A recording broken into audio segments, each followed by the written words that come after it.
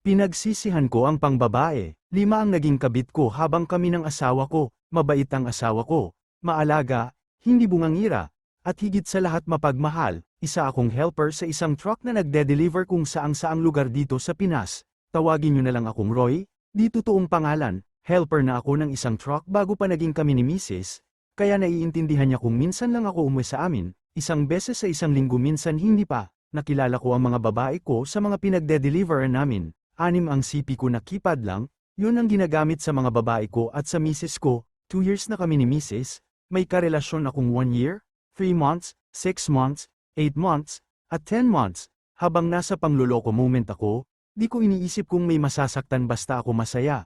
At sa bawat pinupuntahan ko may paparausan ako. Sa loob ng 2 years hindi yun nalaman ni Mrs. dahil lahat ng CP ko ay iniiwan ko sa truck. Kapag umuuwi na ako ng bahay, tapos isang araw bigla na lang ako nagkasakit, umuwi ako sa Mrs. kong maalaga, 2 weeks na di pa din gumagaling ang lagnat ko.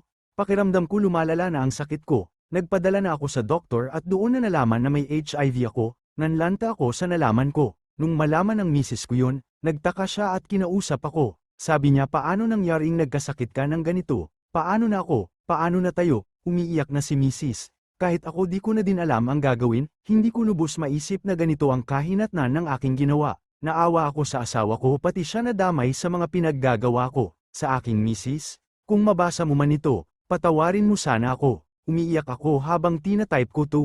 Tama talaga ang kasabihang nasa huli ang pagsisisi. Sa mga lalaking mahilig sa babae maging aral sana sa inyo. Hanggang dito na lang, from Sender, Roy.